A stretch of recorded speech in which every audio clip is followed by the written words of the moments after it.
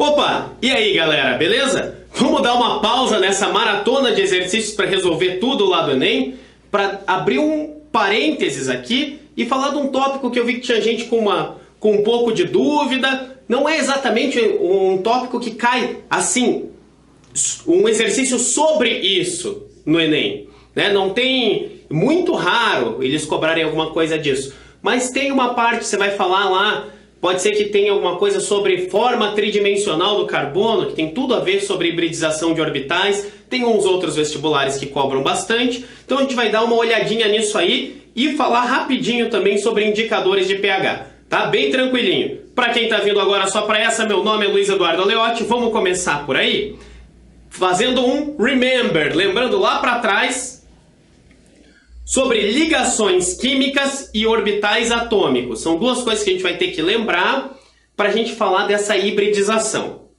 tá? Orbital, lembra? Volta lá para trás, lembra que a gente falou de níveis de energia, que são as camadas. As camadas são divididas em subníveis de energia e cada subnível é dividido em orbitais. O orbital é região do espaço onde há a maior probabilidade de se encontrar um elétron. Cada orbital cabem 2 elétrons só. Lembra que a gente viu lá dos números quânticos magnéticos? Se você tem lá um subnível S, só tem um orbital, que cabe um elétron assim e um elétron assim. No P, tem 3 orbitais, né, que entra assim, assim, assim, assim, assim e assim. E por aí vai. No D, tem 5. Eu não vou pôr todas as flechinhas. E no F,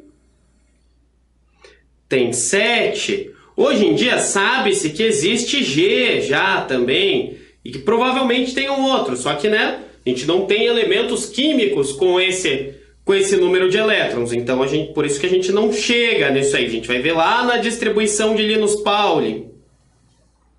Tá? E é isso aí. São os orbitais. Lembra do formato? A gente só vê do S e do P. O S, que é cilíndrico, e o P, que é esse na forma de halteres, ó. Esse aqui é um orbital P, esse é um orbital P, esse é um orbital P. Então assim a gente tem 3 orbitais P, que eles ficam cada um em um plano. Teoricamente não se encostando. Você vai ter um assim e um assim. Né? É assim que funcionam os seus 3 orbitais P. Beleza? Daí, só para relembrar isso aí. E ligação química? Lembra que os átomos são instáveis, os átomos que são instáveis, eles se unem a outros para buscar aquela estabilidade. Lembra da regra do octeto? Possuir 8 elétrons na camada de valência. Mas como que eles fazem isso? Ou um átomo vai perder elétrons e outro ganhar, para eles chegarem nisso aí, ou a gente vai ter as ligações covalentes, em que cada um vai doar um, né, e eles vão compartilhar um par, que é isso que a gente vai fazer, ó. Cada átomo compartilha um elétron, que a gente vai formar um par de elétrons compartilhados. E como é que acontece isso? Pela fusão de orbitais nos quais cada elétron se encontra. Então você tem lá, ó, aqui são os orbitais. Se você tem lá um S, um orbital S incompleto né? Você tem um átomo que tem um S incompleto. Você tem outro que tem um S incompleto. Eles vão juntar esses 2 S's, né? Vai ter lá, vai mudar o spin, pá, e você vai ter algo como se fosse um S grandão, assim. Isso é uma ligação SS. Você pode ter uma ligação SP, em que você vai ter um S, vai se juntar num P incompleto. Né? Então, né, você tem SS, seria um círculo juntando no outro. O mais comum são as ligações SP, que você tem assim, ó. Você tem o círculo e você tem aqui, ó. Cada orbital aqui Então, desse é um dos 3 orbitais. Então, você vai ter o halteres ali, vai entrar aqui. Eu sei, ficou horrível. Esse desenho ficou... Isso aqui. Eles vão... Agora, o orbital aumentou o tamanho e vai ter um elétron em cada um ali. Horroroso isso aqui. Né? Mas você pode ter, ó, digamos que esse aqui seja um átomo. Ele pode estar fazendo uma ligação aqui nesse orbital P, junto com outro S. Nesse orbital P, ele pode estar fazendo com outro P aqui. E nesse orbital P, com outro P. Mas ele pode estar fazendo com 2 diferentes o mesmo orbital? Não tem como, galera. Lembra? Um orbital, cabem só 2 elétrons. Sempre 2 elétrons. Então, se ele está fazendo uma ligação, significa que ele está fundindo um orbital dele com um orbital de outro. Então, ele tem um elétron no dele, o outro tem um elétron no outro, eles vão se juntar ali para ter um orbital maior com 2 elétrons. Mas você não pode ter um orbital só, não pode ligar com outros 2. Que daí você teria um orbital com 3 elétrons e não dá certo. Lembra? Por causa da repulsão. Eles precisam estar com spins contrários para compartilharem o mesmo orbital. Tá, e por que a gente está falando disso? Por causa da hibridização do carbono. Né? A gente está falando isso aqui principalmente da orgânica. Tem vários elementos que fazem, mas o principal é o carbono. Qual que é o problema? Vamos fazer a distribuição eletrônica do carbono aqui. Tá, o carbono tem número atômico 6. Então tá, ele é 1s2, 2s2, 2p2. Certo?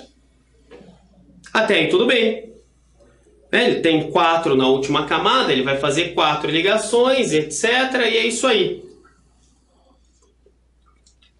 Por que tem problema aí? Porque tem. Olha só, a última camada dele é isso aqui. 2s2, 2p2. 2s2 significa que ele tem nos orbitais s, ele tem isso aqui. Tem 2 elétrons. E no P? P são 3 orbitais. São só 2. Tá assim. O que isso significa? Ele tem um S preenchido, um P, 2 P's incompletos e um P sem nada. Então, como que seria... Mas o carbono não faz 4 ligações? Como que ele faz 4 ligações? Como é que ele faria 4 ligações? Para ser isso aqui, ele precisaria, ó, colocar um elétron aqui, que veio de uma ligação. Coloca outro elétron aqui, que vem da ligação, com 2 orbitais P. Mas aqui ele não tem nada para ligação. Ele teria que fazer uma ligação coordenada. Coordenada ou dativa. Né, para pegar um par de elétrons já prontos. Mas a gente sabe que não é isso. O carbono ele faz 2 covalentes em uma coordenada? É isso que o carbono faz? Não. O carbono faz 4 ligações. E como que ele faz 4 ligações? Porque ele faz hibridização. O que é hibridização? Um elétron do orbital 2s, desse aqui, um elétron vai receber energia a mais e ele vai ser promovido a um orbital 2p vazio, que é o que a gente chama de estado ativado. Então, ó, você tinha isso aqui. Esse era o 2s. O 2p eram 3 orbitais e esse estava vazio. Ele vai ter o estado ativado, vai ter a promoção de um elétron ali. A gente vai tirar esse daqui e ele vai ser promovido. Opa! Tá, deu só um minutinho que deu um problema aqui. Então ele vai ser promovido e vai ficar aqui, ó, o 2s fica assim. No 2p vai ficar assim. Agora, com essa promoção, nós temos 4 orbitais incompletos que conseguem fazer ligações. Antes a gente tinha um completo, 2 incompletos e um vazio. A gente faria 2 ligações e uma dativa. Esse aqui é o carbono no estado ativado. Tá? Então o orbital 2s vai se misturar aos orbitais 2p para formar orbitais híbridos iguais. E é isso que sempre acontece no carbono. O carbono não tem orbital s e orbital p. Ele tem orbitais sp. Vai ser orbitais juntos. Não é sempre que ele só tem sp. Vamos ver aqui. A gente tem 3 tipos de hibridização. sp3, sp2, sp. Tem vários outros compostos que fazem hibridização também, né? Mas a gente vai pensar aqui no carbono, que é o principal, é o que a gente vê. O que é essa hibridização sp3 aqui? Qual que é a diferença? Você vai ter o orbital 2s se misturando aos 3 orbitais 2p. Então você vai ter, ao invés de s e p, você vai ter isso aqui. Esse é o sp3. Por que é sp3? É um s e 3 p's. sp3. Daí você vai formar 4 orbitais híbridos. Desculpa. 4 orbitais híbridos que vão tentar ocupar o mesmo plano. Mas eles não conseguem. Daí, pela repulsão, eles vão ficar o mais longe possível um do outro. E como é que é o mais longe possível? Lembra da geometria lá? É aqui, se aplica aqui. Vai ser, esse carbono tem forma tetraédrica espacial. São os carbonos com 4 ligantes diferentes. Ele vai ter forma tetraédrica espacial. O ângulo vai ser de 109 graus e 28 minutos. Ou a mesma coisa que a gente falar, aproximadamente 109,5 graus. A geometria tetraédrica espacial. Quando ele tiver essa hibridização sp3. É a hibridização sp3 que dá a forma tridimensional para uma molécula orgânica. Tá? O carbono sp3 é que é o carbono tridimensional. Por quê? Porque daí a gente tem a sp2, que é quando o orbital 2s se mistura a só 2 orbitais 2p. Então você vai ficar com algo assim.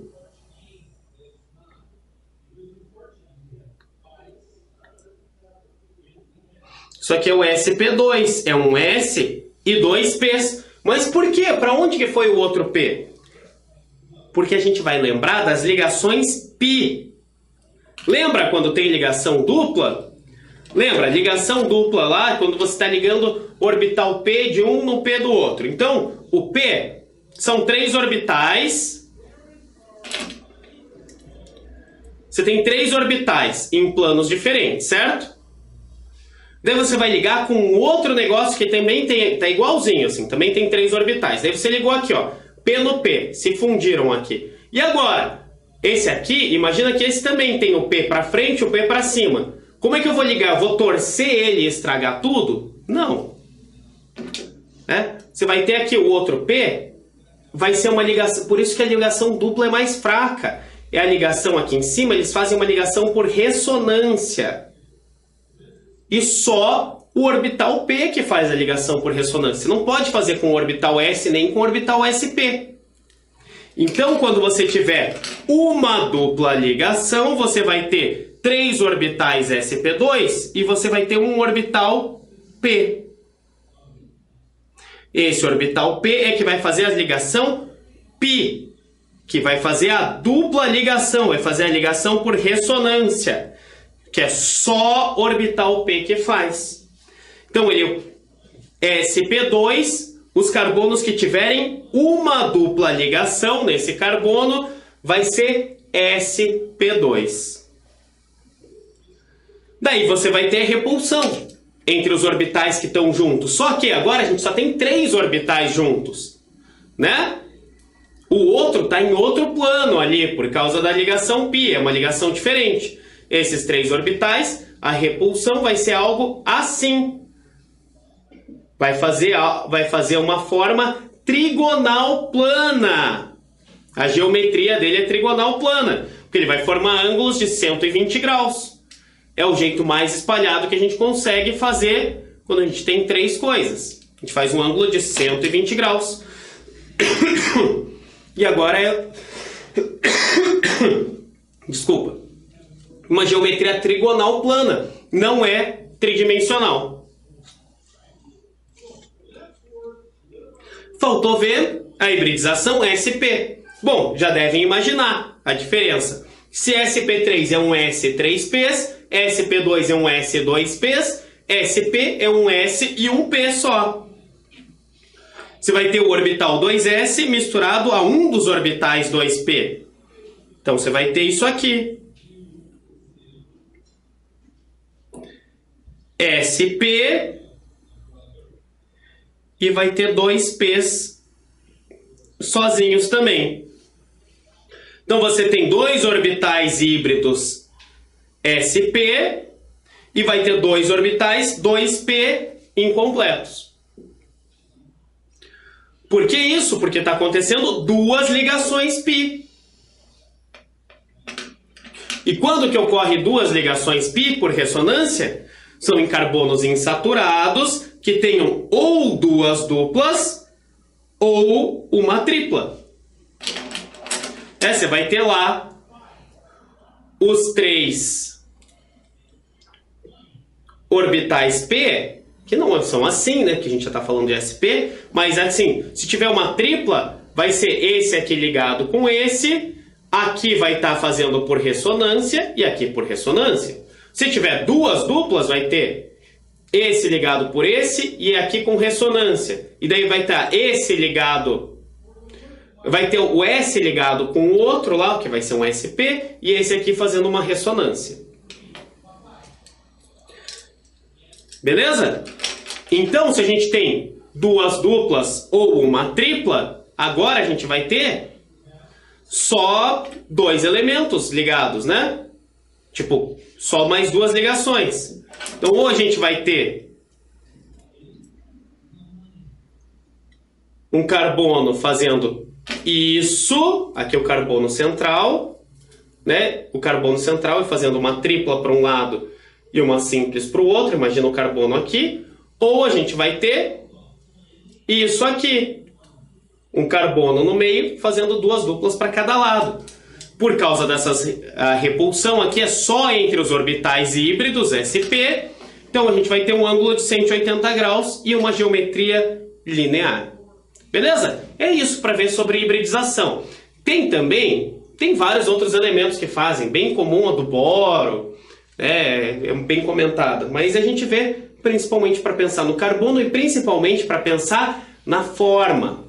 Vocês vão ver que vai ter exercício que vai pedir, esse composto tem forma espacial, esse composto tem forma só planar.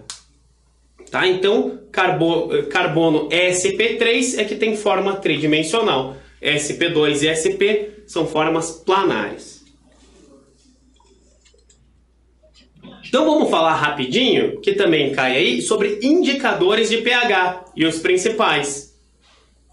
Nada a ver com aquilo ali, só para a gente caber aqui na mesma aula de parênteses. Indicadores de pH são substâncias que usam, ou às vezes nem substâncias, são os papeizinhos que a gente pinga neles. Mas enfim, são substâncias que a gente adiciona numa solução em pequena quantidade para estimar o pH. Tem alguns que vão estimar, outros só vão dizer se é ácido ou básico. Em geral, elas vão mudar de cor de acordo com o pH do meio. Tá? Se cair algum exercício disso aí.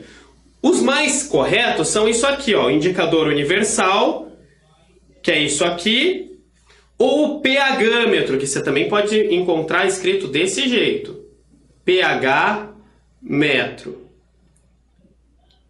Tá? O pH-metro, ele indica, você vai colocar na tua solução e ele vai dizer qual é o valor ali certinho. Ele usa isso por comparação, você calibra ele com umas soluções de pH conhecido, ele faz por comparação. O indicador universal é uma caixinha assim, que tem vários papeizinhos brancos, que você vai pingar ali e ele vai dar uma sequência de cores ali certinho. Você compara nessa sequência do papel com a própria embalagem. Por exemplo, esse aqui, ó, pH 0, 1, 2, 3, 4, 5, 6, 7. Vai sair uma cor parecida com isso aí. O papel tem uma tabelinha de cores, você consegue estimar mais ou menos. Esse aqui é 3, esse aqui é 4. Ele é algo entre o 3 e o 4. Mas o que é importante, na verdade, é aqui, ó. Esses são os 3 indicadores de pH que podem aparecer em prova. E tem um aqui, esses aqui. E esse aqui, fenolftaleína. O que tem que saber é esse aqui. Esse eu te garanto, esse aqui cai bastante, aparece alguma coisa. Muitas vezes aparece só como para colorir, assim. Ele fala, colocou fenolftaleína, que é um pH que faz tal, tal, tal. Mas eu não duvido você encontrar na prova uma questão assim. A substância está em equilíbrio químico. Essa substância está em equilíbrio químico. Uma substância em que o equilíbrio dependa de H+, ou de OH-. Se a fenolftaleína, e ela estava com o indicador de fenolftaleína, se ficou cor-de-rosa essa solução, para onde vai ser deslocado o equilíbrio? Eu não duvido que tenha uma coisa desse tipo. Então, essa é um indicador de pH que é importante você se lembrar. Esse eu já vi em vários exercícios. No próprio Enem já caiu alguns. Em geral, eles explicam o que é, mas é bom a gente se preparar. Então, a fenolftaleína é um indicador básico. Ele é incolor e meio neutro e incolor e meio ácido. E ele fica rosado no meio básico. Esses aqui, esses 3 são indicadores que são líquidos, que você vai pingar só gotinhas na tua solução e a tua solução toda fica da cor de acordo com o pH. Isso é muito usado para a gente fazer neutralização, por exemplo. Você vai colocar lá, você tem um ácido, você coloca umas gotinhas de fenolftaleína, você ainda vai ter uma solução incolor. Daí você vai colocando base, bem pouquinho, isso chama titulação. Você vai colocando um pouquinho de base e mexendo. Na hora que ele começa a ficar rosa, é quando ele está passando do neutro para o levemente básico. Com isso você consegue medir certinho quantos mols de ácido você tinha ali. Claro, se você estiver usando uma base bem calibrada. Você sabe qual é a concentração dessa base, qual é o volume certinho. Você sabe certinho qual era a concentração de ácido que tinha ali para determinar. Por exemplo, você pode usar fenolftaleína. Tá? Além disso, você pode ter o papel de tornassol, que ele é azul em meio básico e vermelho em pH ácido.